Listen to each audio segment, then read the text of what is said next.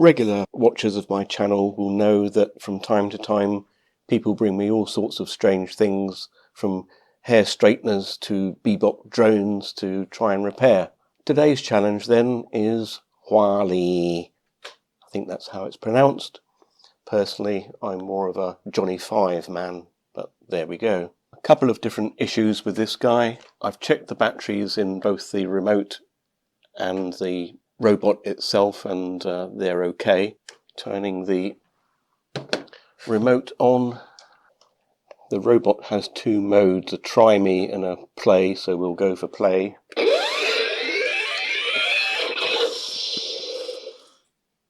And he appears to initialize with some interesting sounds. However, the remote does nothing at all. No communication there. I would assume that having powered up it would respond to the remote. I've never seen one of these in use. I did find that there are some little buttons on the top here which are like a test mode, I don't know, a play mode. Let's press one.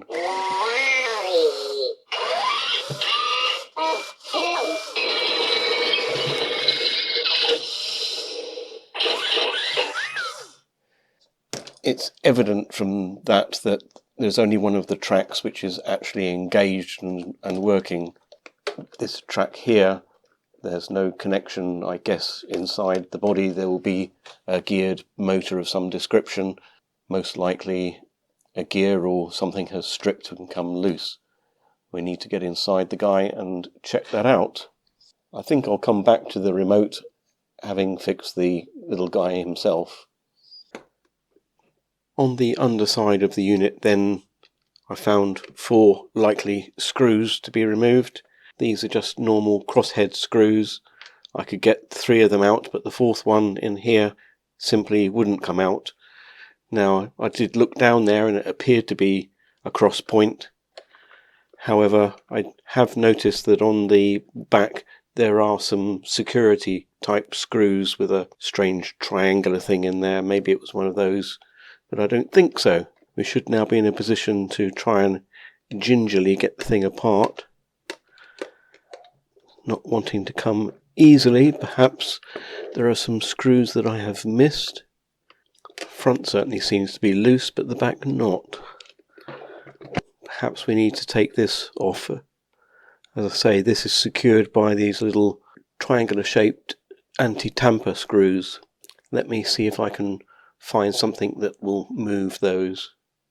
It appears that I was mistaken. Having taken the track off here, there is a screw that's holding the top of the wheel mechanism to the side of the body there. With those removed on either side, we can now have a look inside almost. There are some wires pulling tight which are stopping access at the moment. Yes. One of the wires inside was hooked over the end of a resistor, which these haven't been cut flush very well, stroke at all, revealing the guts inside. The side with traction then is on here with the single motor that's driving both sides. The problem then is going to be with this gear unit here. That will be the next thing to take out and take a look at. Having removed all the screws from both the gearboxes, which are connected via this shaft here, I did just make sure that that was rotating, so definitely the problem is within this gearbox. With those removed then, there are a couple of pieces over the axles there, and I had to forcibly bend the ends of the tracks off of these pins here to be able to rotate the mechanism, and having disconnected the motor from the board there, should now be able to lift the entire assembly out, like so. The next challenge will be how to get this gearbox apart so that I can see within. I can see that there are 3 screws here holding the gearbox together. Time to get those out. They are extremely tight. We'll come back once I've removed them. There was no way I could get to the third screw without pulling the shaft out. May not have been a good idea, but I had no choice. The screws themselves extremely tight. Fortunately, I did find the bit from my wow stick electric screwdriver will fit in there. However, I found from painful experience not to use this on very tough screws. It's fine for undoing those little screws on the bottoms of laptops, but in this case I'm going to just use the bit itself, and fortunately I have another screwdriver that will fit into. Now then, hopefully I can get enough purchase on that. I don't know if you heard that click there. I think they may have used some Loctite. In fact, I've just discovered that there's yet another screw which it would be impossible to get to without removing that shaft. Listen again. Yep, very firmly put in there. Believe all the screws are undone now. This is where 1,000,001 bits fall onto the bench, and you just pray that you can find out where they all went.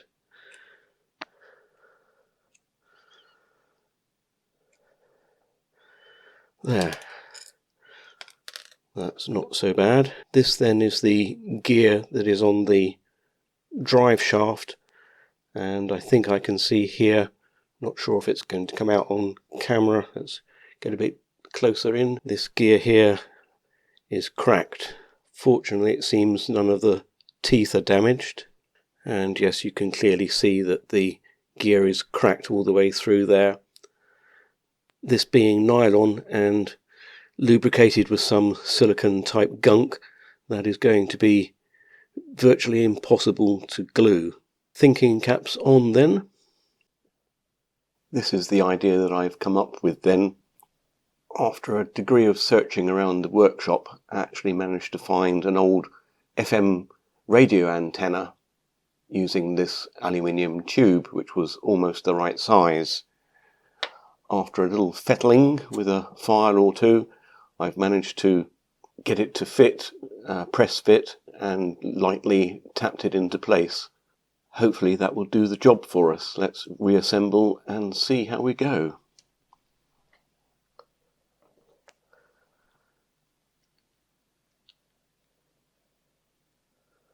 May need to tap that into place. Let's just see if we have some drive. Well, that sounds and looks like it's doing the job. I shall now reassemble it properly and we'll come back and test it. Let's see how we get on then.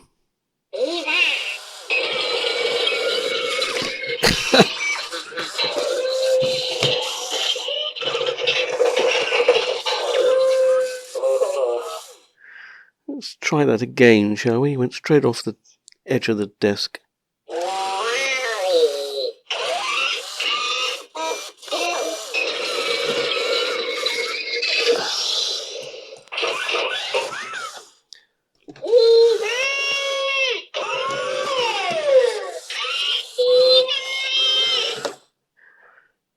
I think we can say that both tracks are working, albeit in some rather random fashion. Let's turn our attention back now to the remote control. The remote control unit then, looking at this black lens on the front, appears to be an infrared remote. Again, I've checked the batteries. We'll switch it on. I would expect to be able to see in the camera the light flashing inside, as the camera is sensitive to infrared, but no deal. Time to take this apart then. Looking inside then, we can see that there are two LEDs, presumably infrared, on the circuit board. Looking at the circuit board, the contacts don't appear to be very clean. I guess some liquid has gotten inside at some point. You can see something similar if you look at the state of the buttons, so perhaps they're not making contact. The next thing to do then will be to give this a good old clean in some soapy water, let it dry out and try again. I gave the rubber buttons a good old clean up with some washing up liquid, and the circuit board itself I cleaned with my usual concoction of isopropyl alcohol and an old toothbrush. Now when we turn on, you can see there in the camera the two infrared LEDs flashing away when I press the different buttons. So the forward and reverse are continuous, and the sort of individual function buttons only flashing one or other of the LEDs. I must say that I think NASA would be very proud of a remote control like this for maybe an international space station or shuttle or something. For a child to work out how to drive this thing, especially with the programming function, is totally beyond me. Let's take a look now and see if Wally is going to dance for us. Let's hit the music button.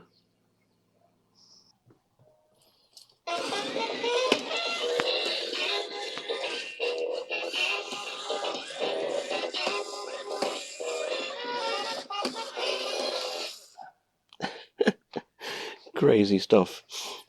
I had to move the remote nearer to the unit as infrared doesn't work too well in bright sunshine.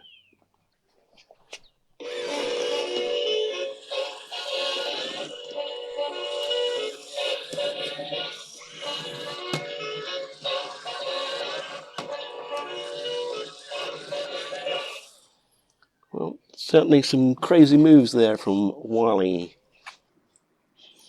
And my little puppy loves it as well. Come on then, Wally, play us out.